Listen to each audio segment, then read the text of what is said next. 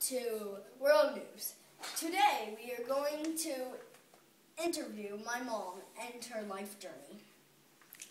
How many times have you moved? I have moved probably 21 times in my life. Did you move by choice or by force?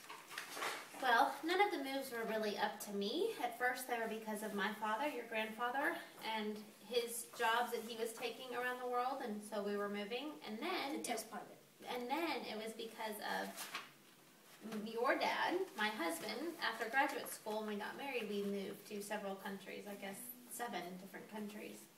When did you first move, and how old were you? My first move was from California to Virginia, and I was an infant, just a few weeks old. Do you miss your home country? Well, 10 years ago, when your dad and I lived in Hungary, I missed the United States a lot, but it was just more difficult to call, more difficult to talk to people. But now, with computers and iPhones and all of the current technology, I can talk to my mom anytime I want, several times a day, all for free on the iPhone. We can see each other and see each other's faces and expressions. It's much easier to stay in touch. What do you like or dislike about your new country? I love living in Switzerland. I think it's one of the best countries we've lived in. There are a few things I dislike. I mean, just like any country, there's things people dislike. I'd say that the most difficult thing for me here is grocery shopping.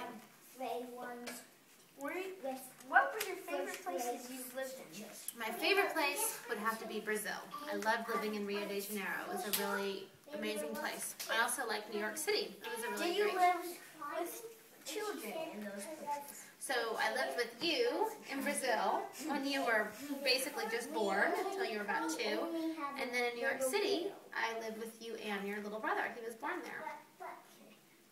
Why did you move? You're here to our current location in Switzerland? Your father left his old company because he was traveling way too much. He was gone all the time. So he decided to take a corporate job, and the job he got was with the Swiss company. So we are here for the foreseeable future.